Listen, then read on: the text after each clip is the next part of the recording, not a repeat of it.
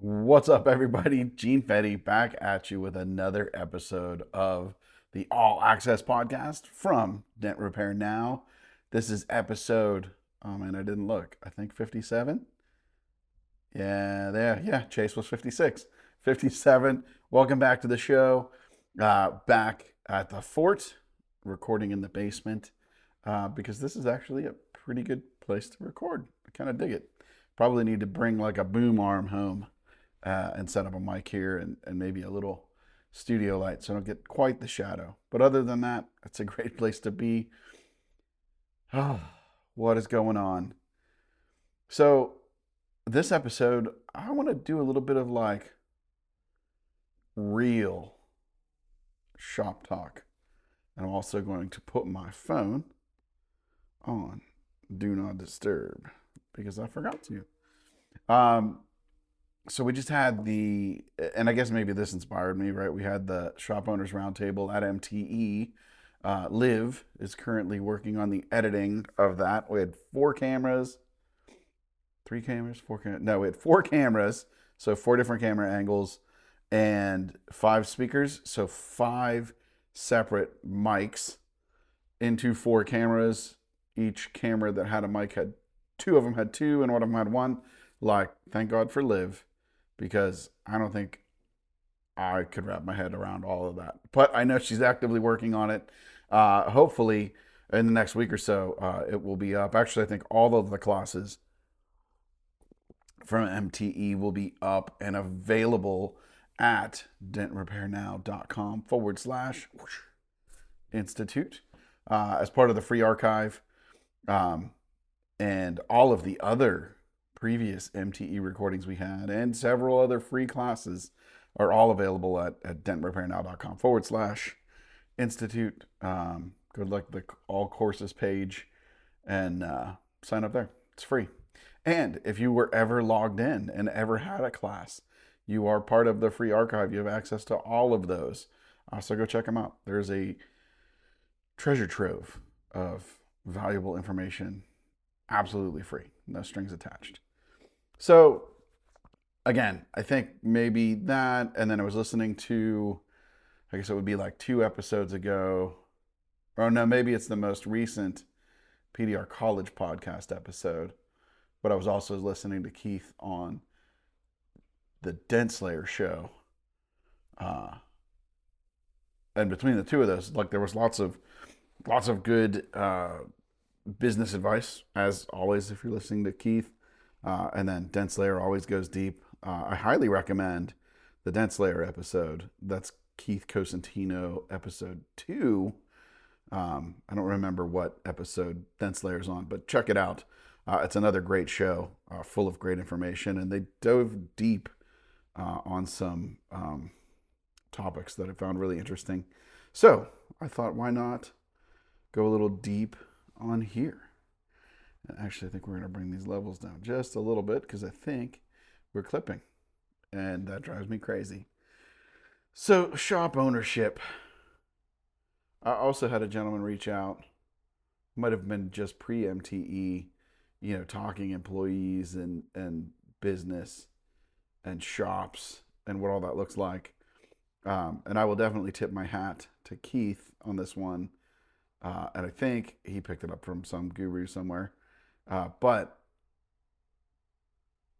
if you're thinking about like jumping ship and having your own business, or thinking about opening up a shop, the advice that I heard Keith talk about was you have to want to do it, right? Not just kind of feel like doing it.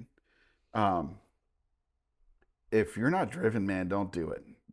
Like, even as good as the shop is, right? And as it doesn't feel like a success when you're in it, right? But even as successful a business as we have built here at Dent Repair Now, it's not easy. None of it is easy. The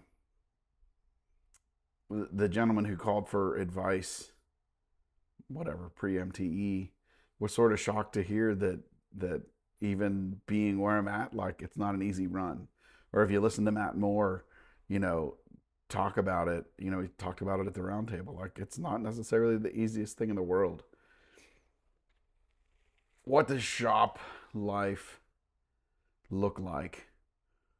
I'm going to give you like the evolution of the shop at Dent Repair Now, and you can get a little insight into what that looks like for us.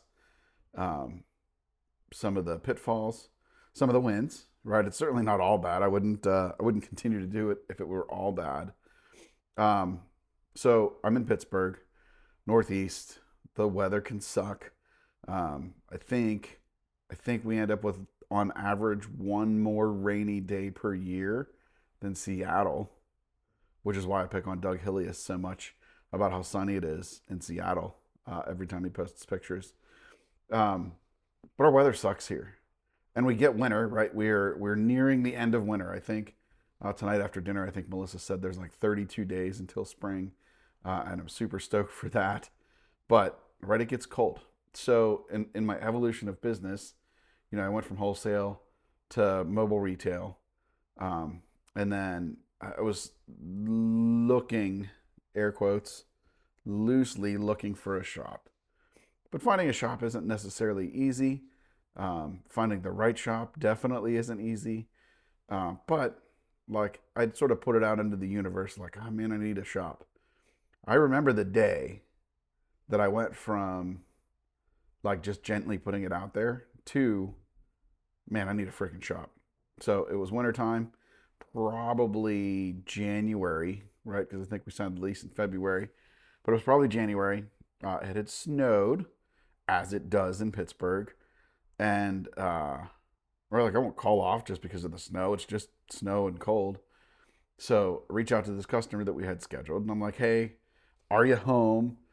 Is the car available? And can I get into a garage? Right, I'm not going to work outside in the snow. And he's like, yeah. So Pittsburgh, if you've ever been here, is a big hilly place. Right, everywhere is a hill. There's nothing flat. So I show up at this dude's house, and he's got a steep driveway. Maybe not a 45-degree angle, but damn, it was steep. And my tool cart, my mobile tool cart back then, was one of the Husky rolling bags, and I would, kept my big stuff in the middle, and then had it slid up and a bunch of rods all around the side. Do 90% of what I needed to do out of this roller bag.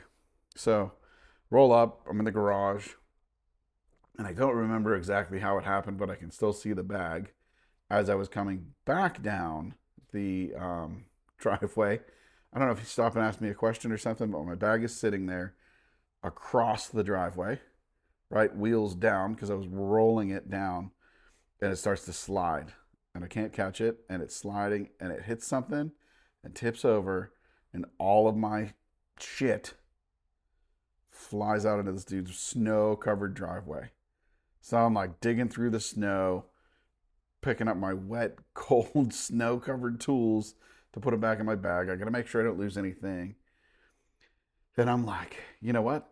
That's it. Like, I put my foot down, and I would hit the table, but it'll shake the camera. But I put my foot down, my hammer down, and I'm like, God damn it, I'm done with working on the road. I need a shop. It's ridiculous that I'm out here and dealing with this damn weather, and I'm done.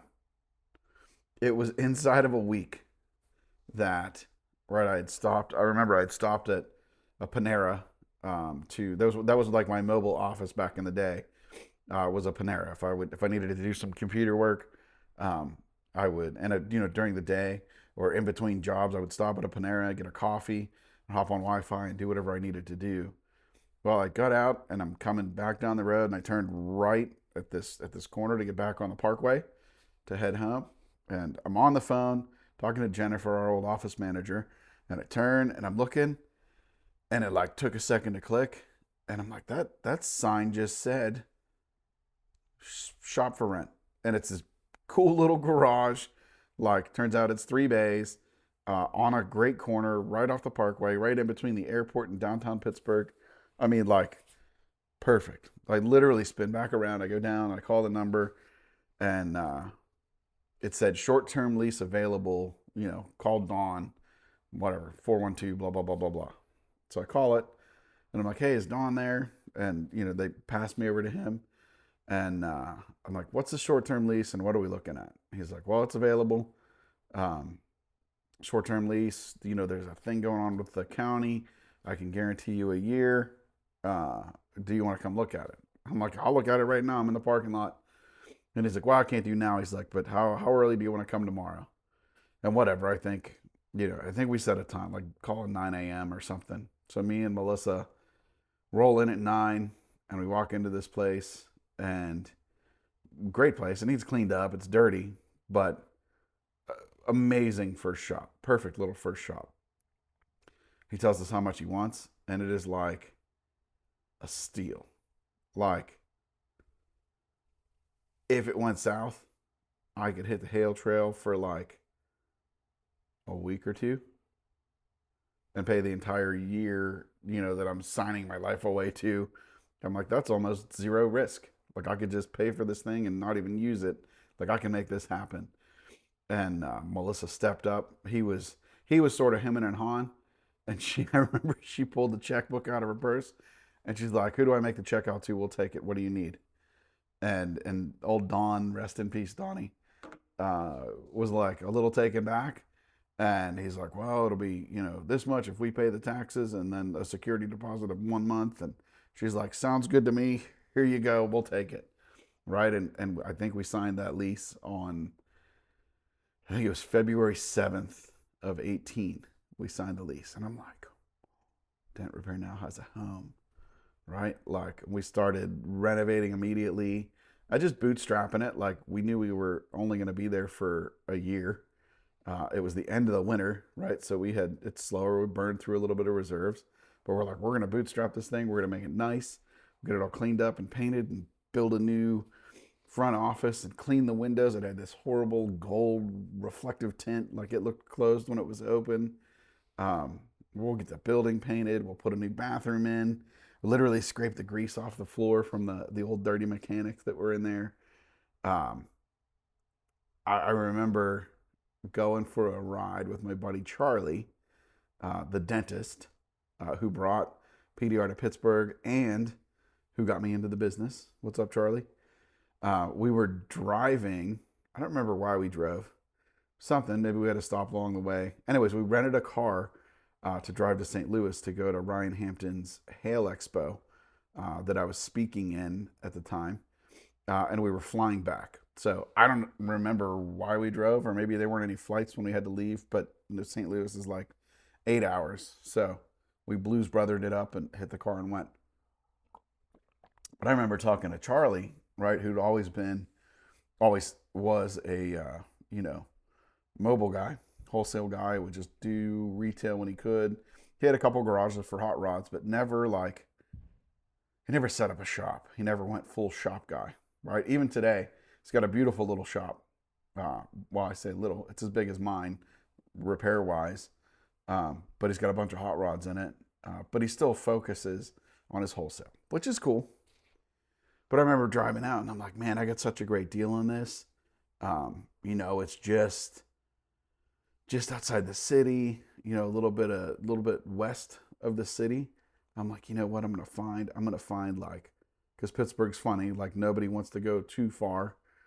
I'm like, man, I might get 4 or 5 shops like this, these small ones, and then I'm gonna hire somebody to sit in each one, and then we're gonna do like a north day, a south day, an east day, a west day, and then a wherever I gotta be day, and like, I'm already mapping out how I'm gonna take over the city with shops.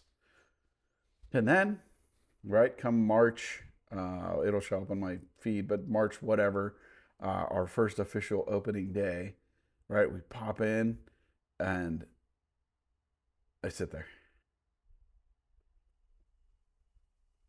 And it felt kind of like that awkward pause. And I'm like, okay, what do we do? Still remember the first car we got. It was a beautiful little dime-sized Dent, like maybe an actual dime, on a trunk lid of a Ford Taurus SHO. Thanks, George. We're now friends, and I'll see him at dinner on Wednesday. But it's the end of winter. Like, well, yeah, end of winter. We're not into the busy time yet. And fun fact for you, When you go from being so in your Google listing, you have a service area. If you don't have, like I think the setting is, I don't provide services at my address. We're mobile and we service these zip codes, right? And I put in, 20 zip codes around Pittsburgh or whatever it is. And then Google will serve me up locally in those 30 areas. Well, when we opened the shop, I was unable to migrate. Google would not let me, or I couldn't figure out, but I really feel like Google wouldn't let me because I'm pretty savvy. They wouldn't let me change my Google listing from a service area business to a fixed location. I had to essentially start from scratch. So I went from 40 some reviews, which was a fair number back in the day, to 0. And then to pour a little salt on the wound. Didn't know this at the time, came to find it later. Instead of me showing up locally around the whole metro area of Pittsburgh, right? Everywhere I wanted to service, right? We showed up because I had all those zip codes chosen. When you go brick and mortar and you pop down and now you are a physical pin in the ground, Google, for the most part, stops showing your listing or moves you down the list because you're no longer close, right? They serve you more like a body shop, which would be, call it a 5 to, if you're lucky, 10-mile radius around your shop. Well, the 5 to 10-mile radius around my shop was not great. That took me well into downtown Pittsburgh, and like nobody lives in downtown Pittsburgh. And then when I go like a little further west, like as soon as we break past the little town we're in, there's nothing. Like empty West Virginia, empty Ohio. Like I guess we probably have to hit like Columbus, Ohio before you really get to another big city center. So that first, like, call it year at the shop was brutal. I mean, brutal. I even fell for, here's another little fun tech tip for you. Do not accept Google's help on Google AdWords. I even fell for, I guess they came at me hard because it was a new business listing with my AdWords that I had been running for, 5 years. I think I started AdWords in 2013, maybe 2012, something like that. I'd been running AdWords for multiple years. They came at me and they're like, oh, we'll help you. We'll get set up. And I think we doubled my ad budget back in the day. And I followed all of Google's advice and everything they told me to do. And it basically produced nothing. So I went from a really, really solid, maybe not thriving, but really, really solid retail business to like twiddling my thumbs and what are we going to do? And I'm questioning my life choices. And I said, right, like we're committed. I know this shop will work, but damn, it ain't easy, right? And it isn't just like open the doors and they will come. Also, side note, the building was it was the Parkway restricted ad zone or restricted. It was something about the Parkway, which is the main east-west thoroughfare in and out of the city, on the west side of the city. You weren't allowed to have signs. Basically, it boiled down to like, you weren't allowed to have signs that were visible from the Parkway. So I couldn't put anything on the roof or anything like that. And then on my windows, because it was a corner building, or corner windows on the building, had two big faces. And I was allowed to have like X number of square feet of signage on the windows. So we cut vinyl. We had cut vinyl done. And it basically said, like at the top, said Dent Repair. Not even Dent Repair Now. It just said Dent Repair. And at the bottom, it had the phone number and the website. And nothing in the middle, no graphics. And that ate up all of my square footage of advertising space. Um, they were such ball busters that I never even tried to do a street sign. Um, in hindsight, that area, albeit crazy with traffic, like if you weren't ready to roll out the door out of the parking lot at like 4:59, you might not get it out into traffic. Is how much traffic there was out there. The location is super easy to get to from like all over the place, and you could always get Ubers to anywhere from there. But what we found is because of that area and like it's so congested and so crazy, people drive around with blinders on, right? Like when you're in there, you've got your blinders on, and all you want to do is get out of Dodge. Whatever you got to do to get the hell out of Dodge, you go. Um, and you're not looking for anything. Like it's not a destination, it's a thoroughfare. Like it's a throughfare, if that's a word. But anyways, it's not something where you want to be. It's somewhere you drive through to get to where you want or have to be, if that makes sense. So we're into the shop. Man, this might end up being a long episode. This might end up being 2 episodes, actually. We'll see. So we're in. It's March of 18. Business comes to a screeching halt because of the Google listing. I really believe the biggest hang up there was the Google listing not, I mean, it served so great.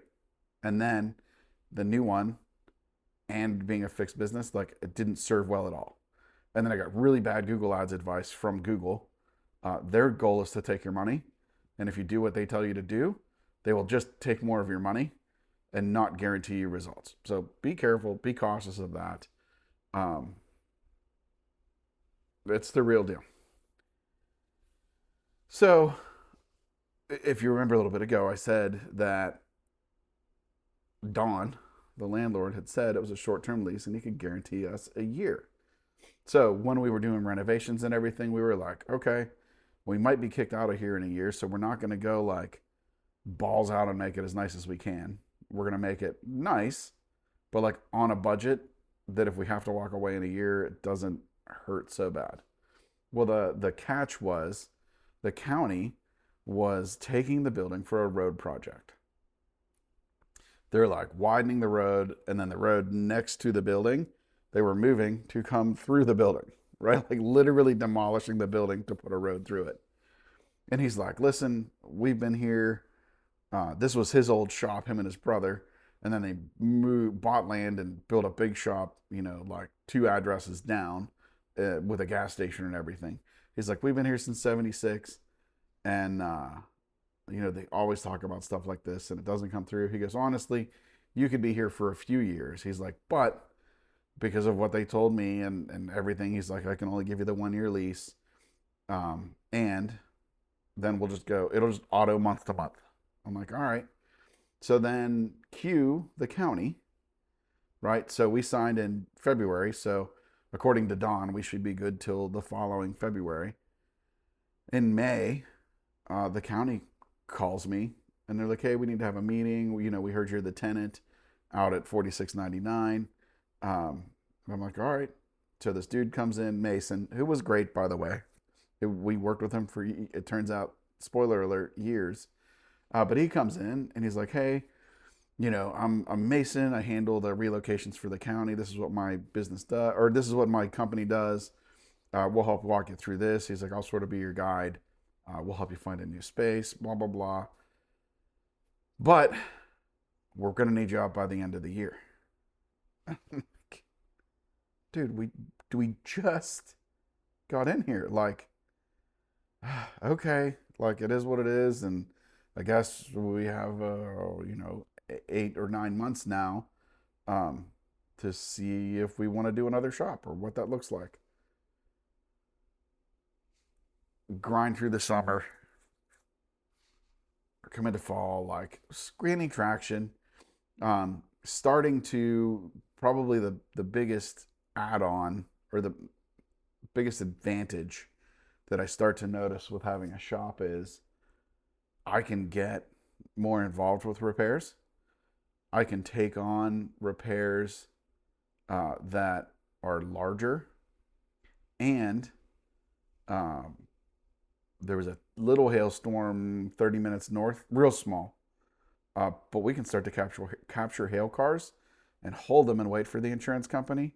And I don't have to give up my 25% to body shops, right? Because my workaround back in the day, before I had the shop, was simply to a great relationships with body shops. And I'd be like, hey Bob, hey Chuck, hey whatever, I'm bringing a hail car in. Normal deal, right? Take your 25%, handle the paperwork. I brought the customer in, we'll make it all good. And everybody was cool with that. I mean, why wouldn't they be? I'm bringing them a freaking car. Um, I can keep all of that, right? So we tend to get some sort of storm just about every year.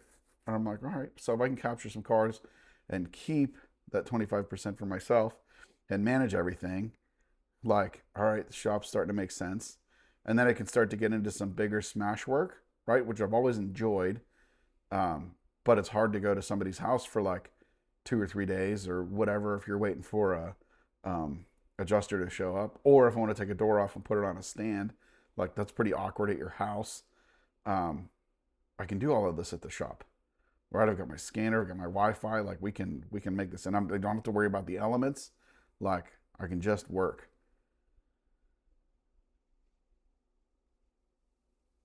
Quickly, right? Quickly, within the first 3 months of being open, I really start to have those revelations of like, man, we can make this work. But, right, it's a slow grow as we come into fall, right? That first year one at the shop, things start to slow down again. Not because the economy's bad. I really think that, right, I lost so much traction. Um, which is a warning I always give guys that are talking about going from mobile to a shop. Like it's a freaking wake up call. Um, Come November, end of October, beginning of November, I'm like, man, the county's telling me they wanted me out by the end of the year. I'm running out at end of the year. I don't need these dudes showing up like December 15th and locking the door. I reach out to Mason and I'm like, hey, what's going on? He's like, hey, you know what? We ran into some hiccups, some legal stuff with some other, like taking a bunch of properties. You're probably good for like another 9 or 10 months, maybe a year. So we went from we're getting a full year to we're getting, we got to be out of here in 8 months to now I just talked to him again and like we're walking on eggshells for 8 months and now we're good for another 10 to 12 months, maybe, but probably, but maybe, right? So then we come into 19 and business is getting better, right? I see steady increases in walk-in traffic. I see big increases in large, difficult smash repair. I see good increases in insurance work, right? Like we're getting traction, we're growing. Coming towards the end of 19. Yeah, coming towards the end of 19, right? Reach back out to my buddy Mason and I'm like, Mason, where are we at on this roller coaster of my shop, right? Because we're trying to operate and make things work and we're looking for a new space, but we're not getting kicked out of this space yet. That's a great deal in a great location. Like, so it's like this yo-yo of like, well, we're good. Oh, we're not good. Oh, we're good. Oh, we're not good. He's like, yep, you're good for another year. We ran into some hiccups. Roll into 2020. COVID happens, right? First for Q1, end of Q1, COVID happens, I think. And we go from like doing pretty okay to like, there's not a car on the road. Like I lay guys off. It's terrible, it's scary for like 3 days. And then we had a huge, at the time, biggest storm of my career, huge hailstorm at one of our dealers. So we shift back to everything. Thank God the shop's slow because the big dealer's 45 minutes west from the shop. And we've got we end up doing like 700 cars, 400 ish wholesale, and another 300 retail through the body shop. Like, it was a fantastic storm. We bring in cars to the shop locally, right? And just hurry up and wait. I even remember creating like the touch free hail estimating process to deal with COVID because nobody knew what was going on. Where it was like, you just pull up and hold your registration card up and we'll get your info, and then you pull into the shop and we'll do everything, and then you pull out and we never have to contact each other. Um, I will keep my opinions to myself on that whole process. But anyways, so we roll through. So 2020 is like best year I ever had in business by a long shot. Set some real new records. We hired Dave to come on at the shop. Dave subbed for us, and then hired him, and he came on. At this point, I had started my Kiko career, right, and training. So supplementing the shop a little bit with flying out and training, and then we get Dave, and then I can really focus on that. And it was good. It was really good. We're all into 21. And right, we're coming off a high, like a serious high from 20.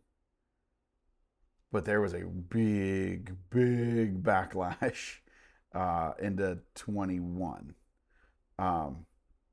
We start with a horrible winter, right? And we're sort of we're not really having a horrible winter, but the last like month has been pretty ugly winter here, and the cars are filthy, and I still have not found a way to combat dirty, filthy cars in the Northeast.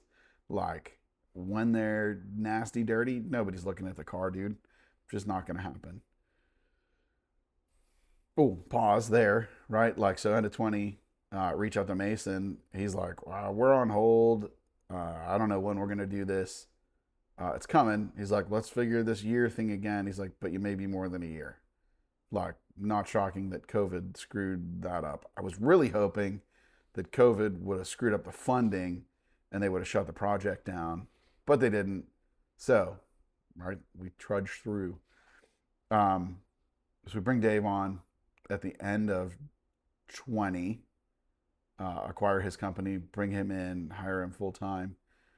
And then 21 starts, and like January sucks, February sucks, like snow all the time.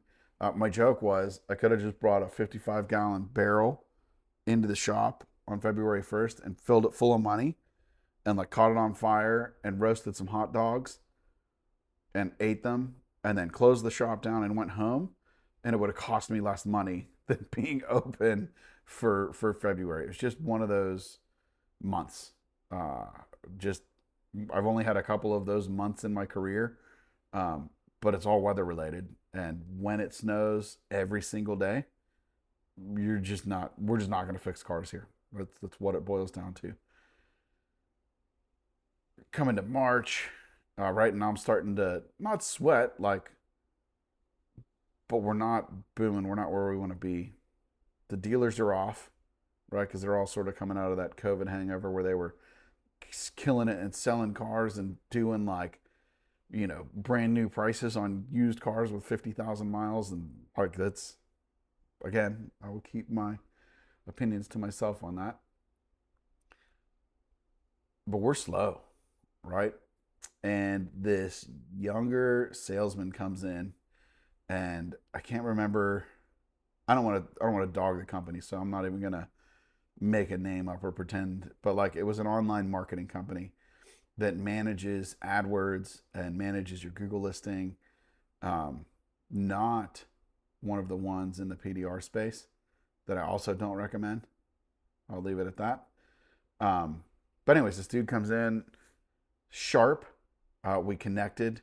I genuinely don't think he was like blowing smoke up my ass or anything. Like, I think he genuinely cared. I think he genuinely thought they could do what they could do. Even met with his manager, right? And we signed up for they in not actually guaranteed, but in essence guaranteed right? Like, because I was struggling with my Google listing and struggling with the ads with this smaller um, area that's being served. The ads are being served to.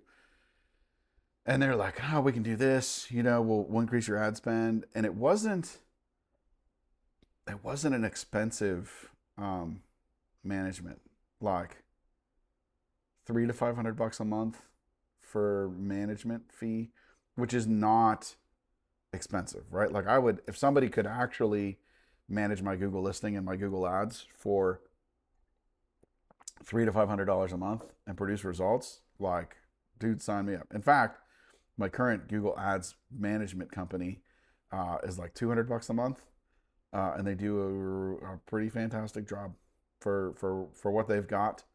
Maybe I'd like to see it dialed in and worked on and tweaked a little bit more, but as a whole, for a couple $100 a month, these guys are killing it for me, and I don't have to sweat it. If there's a problem, they sweat it for me. But anyways, this company comes in, this guy and his manager, and legitimate company, not like local fly by night, but a national organization of some sort. Sign the contract. But I'm locked into a 12-month contract with them on this. And they set it up. So this would be like late spring of 21. And it is a shit show. Like, they take over the ads, they shut down my ads account, and they do it inside of their ads account, which is how they protect themselves, which I strongly do not recommend that you ever do. Like, don't give up control of your account. You can have a manager, but let them manage your account. Don't be inside of theirs. Lesson, multiple tech tip number, whatever. And dude, they're like blowing through the budget. I'm getting all these reports. I think I got weekly reports. And they're like, we sent you 500 clicks this week. And I'm like, yeah, maybe. But I watch all the leads, and like, I've got a pretty good read on the pulse of my business. And I promise you, like, nothing good is happening. Go through, it's like the end of month one, and they're getting results for like PDR and this and that. Like, their campaign sucks because our retail customers are not searching PDR. Like, but they are blowing through my money. My cost per click went from like, and I still hold like low dollar, generally like under $2 a click still in this market. They're like $4, $5, $6 a click, getting a bunch of click. Like, they're just burning through my cash. So end of month one, I call up, I'm like, these results suck, so we got to work on something. So they put me in contact with their ad team, and we go through, and I'm like, I don't want people looking for training. I don't want people looking for cheap. I don't want people looking for this. And I'm like, and this PDR thing doesn't make any sense. Like, there aren't that many searches in Pittsburgh. I still don't know what they're doing wrong, but it was bad. We go through month two, but now I'm coming into like my busy season, or what should be the busy season. And Google ads are my big driver because my Google listing, right, is still scratching and trying to get traction. Burn through another month. It comes down to, and I don't remember if we were with them for 3 or 4 months, but I'm like, you got to let me out of this contract. You guys are killing me. Like, you're not producing any results. So I get his manager to agree that head to head, month to month, I'm going to advertise against myself. So I have to pay them their management fee, pay their ads spend, and set my ads back up and turn them back on and get them rolling to prove that I can beat them on clicks and cost per click, because they can do it better than me. So I fire up my old campaigns. I go through everything. I tweak it out. And inside of a month, I'm like kicking their ass. And I run my reports against their report. And they were like, yep, you're right. Like, you're doing, whatever you're doing is working, and whatever we're doing is not working. We're out. But thank God I got out of the contract. But the worst part of that is I lost, Lord knows how much business over 3 or 4 months of my busy season, where in essence we weren't even showing up, right? As far as it really went, Like we weren't showing up. What did that cost me? An extra 20 or 30 grand. Um, that sucked. Thank God it was the year after an amazing hailstorm, and like we can weather a $30,000 hit.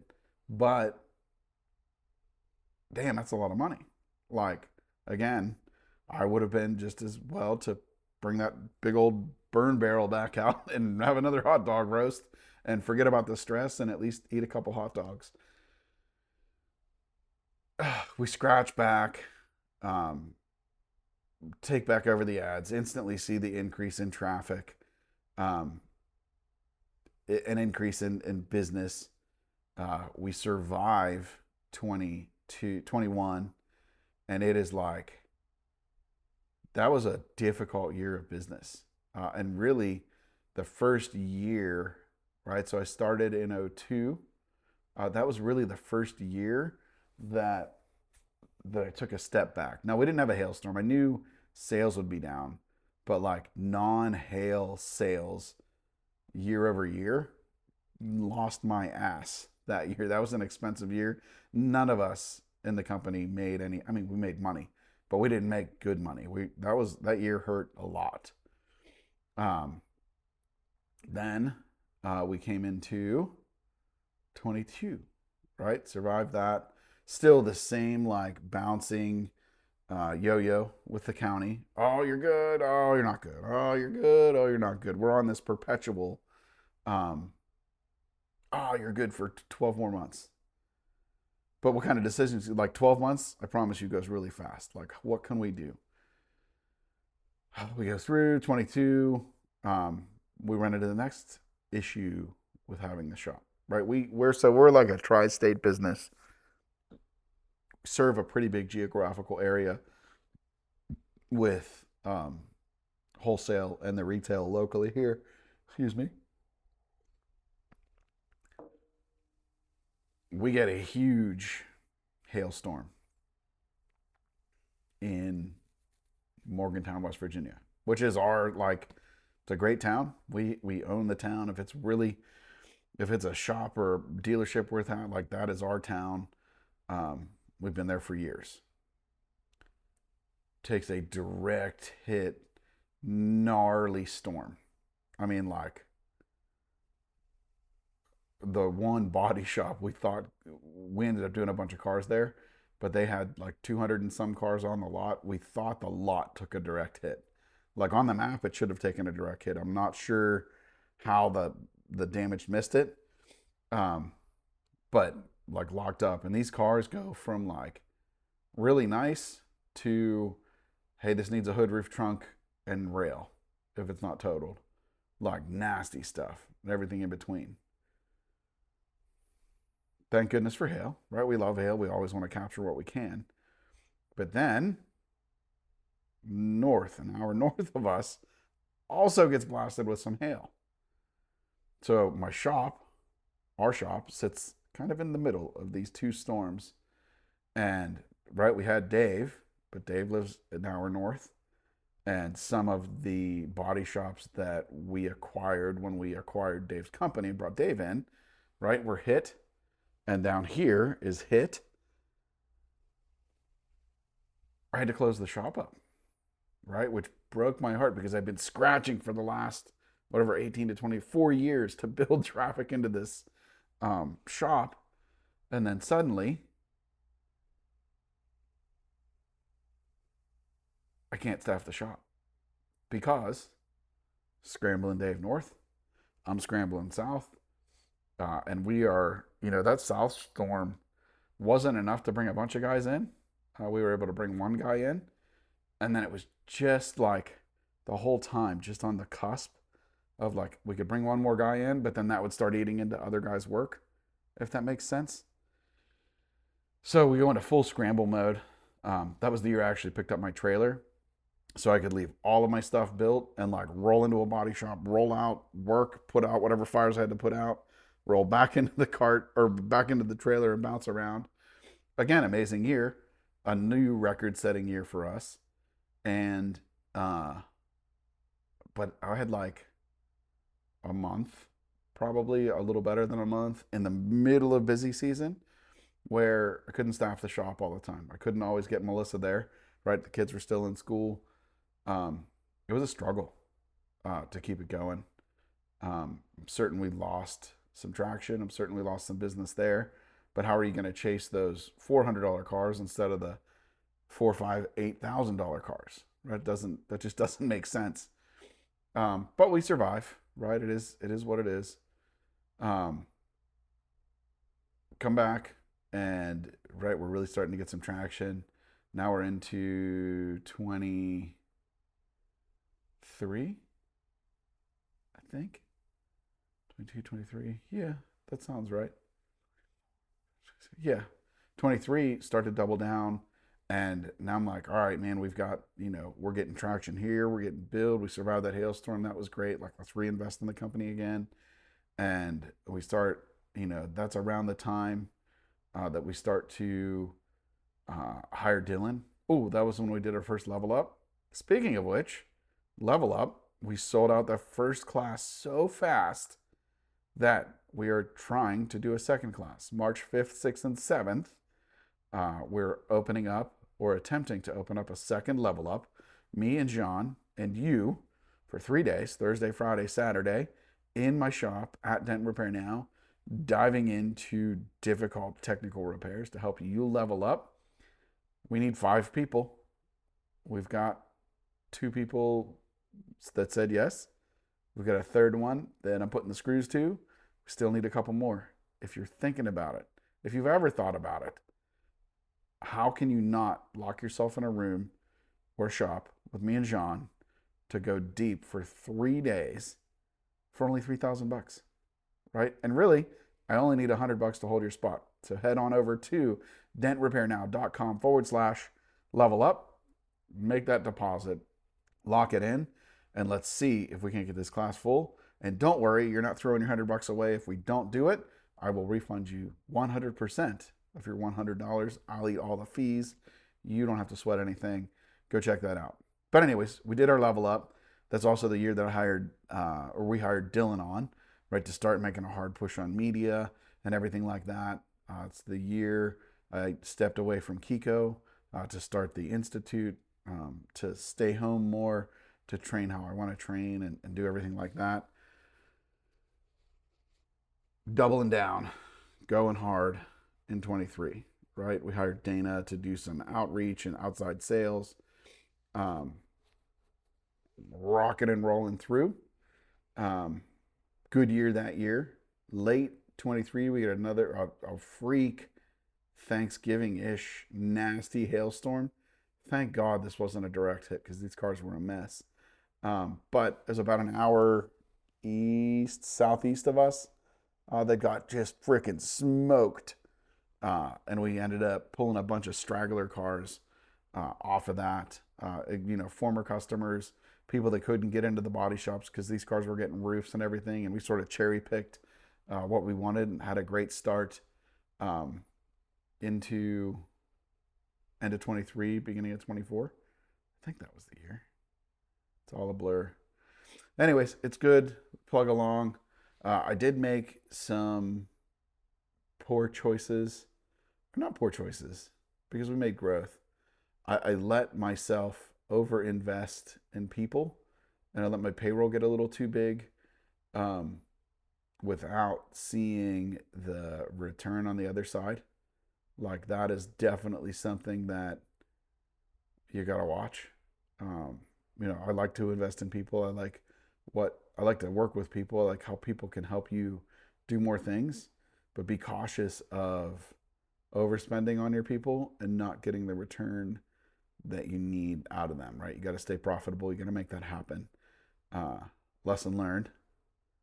Duly noted. Don't overhire. Anyways, into 24, which was just sort of an okay year, I think. No. I think I'm crossing wires here. Anyways, in early 24, late 23, early 24, we find finally our new shop. right? We had to move. And now the county was coming back. The county did uh, force my landlord out. They acquired the property and they became my landlord, right? And then they put the screws to me and they're like, you got to get out, you got to get out.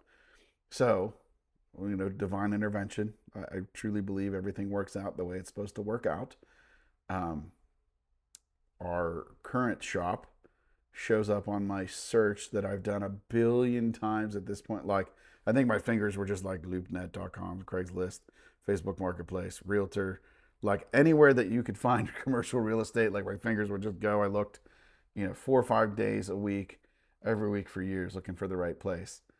And for some reason, this building had never shown up. Like in talking to the commercial realtor, it was like, um, they put it on, they took it off. They put it on, they took it off. They put it on, they took it off. And I had just happened to catch it on one of the days that, they had put it on. Um, Reach out, we go look at the space, and it's 10 minutes from my house. It's dirty. I was like real dirty.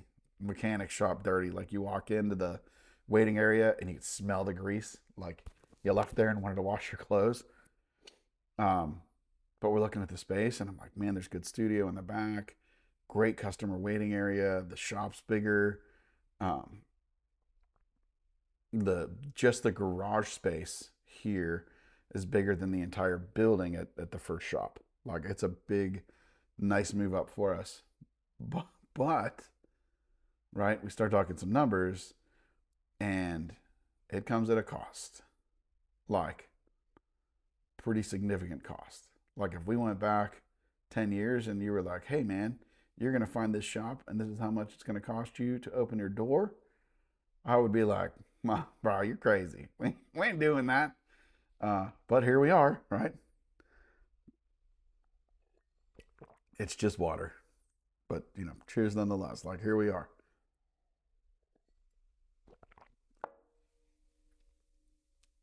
Sign the lease. And that is like a whole debacle in itself. So I will tell you that everything on a commercial lease is negotiable. I will also tell you that your real estate attorneys will nitpick everything and charge you $400 an hour while they do it, right? Like, and they were great. I'm glad we had good real estate attorneys on our side to work with us and help us walk through and answer all of our questions and make sure there's no pitfalls. We sign up, we get in, and June 10th, I believe. June 10th of 24, we get to open the new shop. Now, we went from a 1-year short-term lease that turned into like an 8 or 9 month lease, that turned into a 12-month lease, that turned into a watch or whatever, that we were at for 6 years. And we were on this roller coaster of like, you're good, you're not good, you're good, you're not good. 2, we are locked in for 5 years with a guaranteed re-up for an additional 5 years if we want.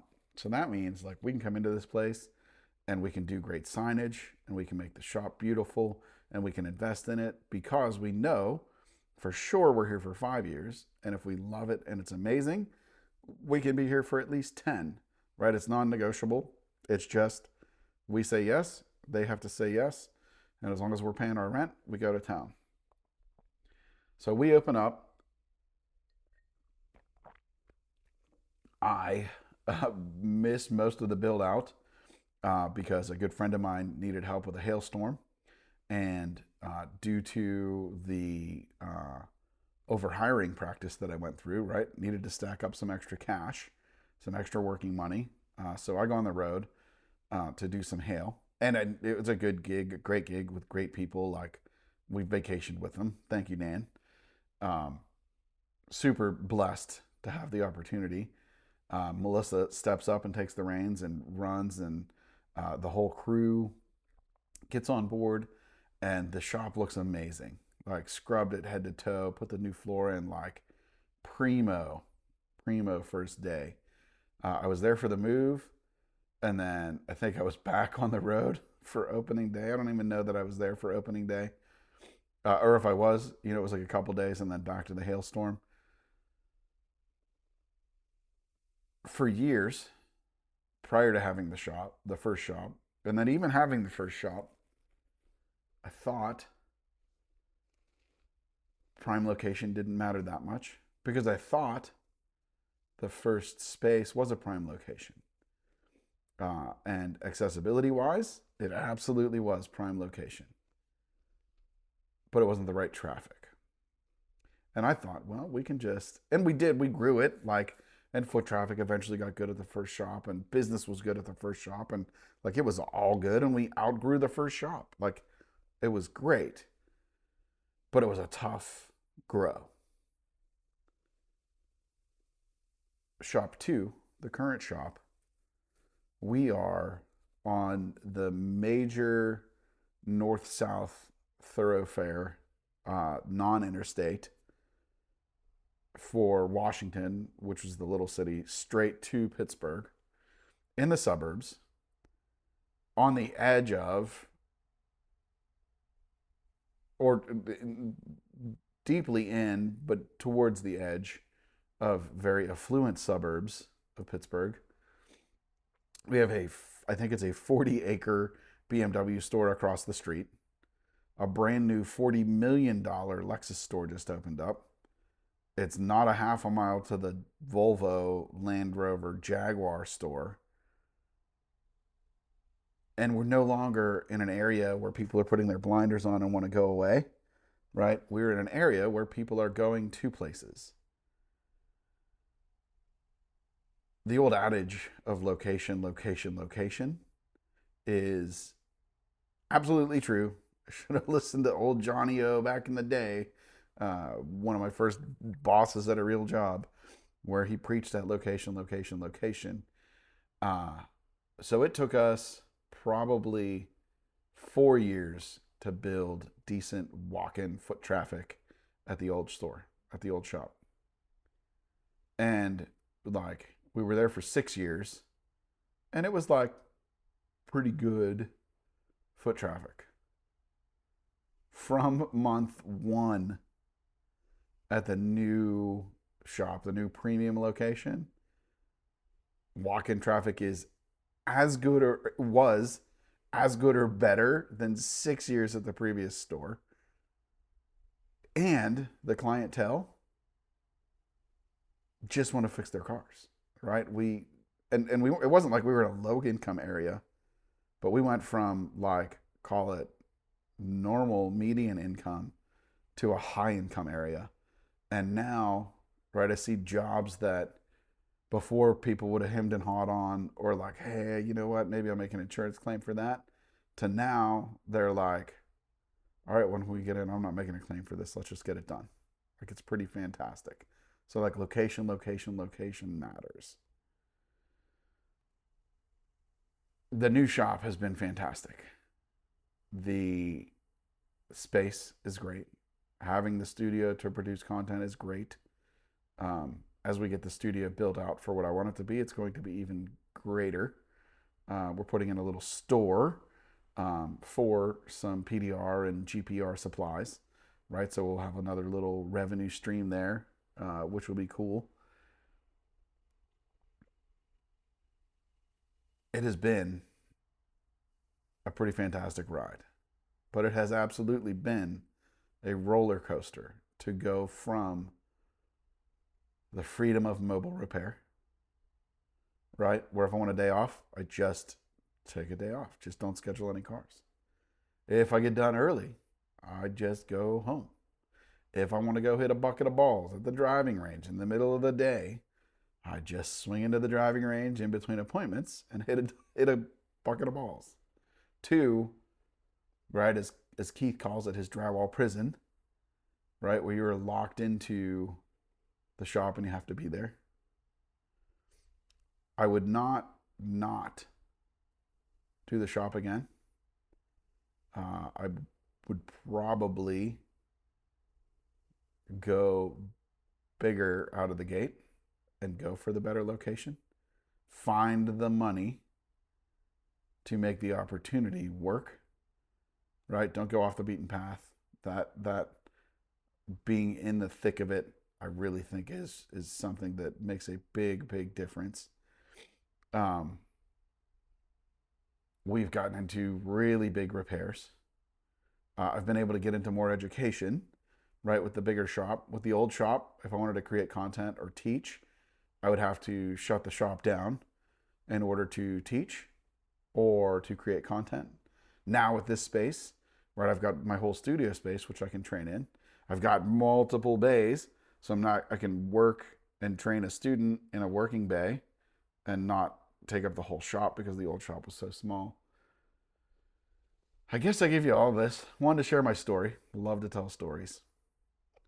Two, to maybe give you a peek into what it looks like to build a shop business. Man, we've done tint, we've done PPF, we've contemplated ceramic coatings. At the end of the day, I go back to PDR and education, and a combination of wholesale smash and retail work, right? That's what works for us. It's been a good ride. It is a good ride. It's an amazing ride. I keep seeing this meme quote, whatever, and it's something along the lines of like, how fortunate are you to be tired and exhausted of the work you once dreamed of? And although it's been hard and it's been up and down, and I can't tell you for sure that I would do it again or do it again exactly the same way, but I truly am blessed to be tired and stressed out about the work that we once dreamed of. Like, it is pretty cool. I could sit here and talk for another hour or two.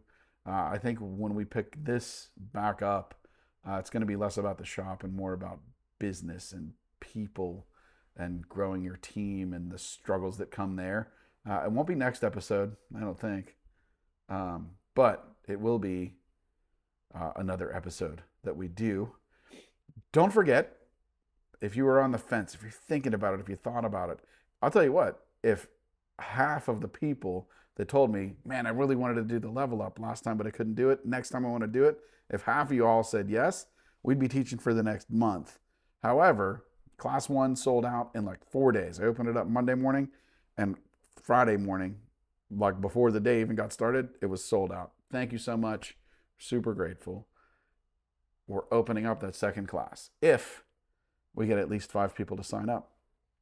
DentRepairNow.com/level-up will take you to the page.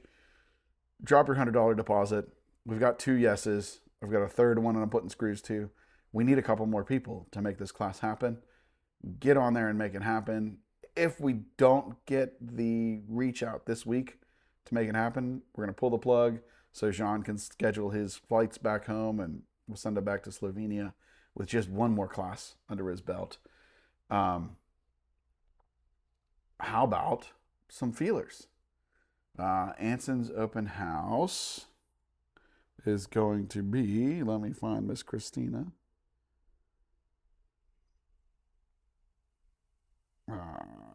Open house is going to be on May the 2nd, which is a Saturday.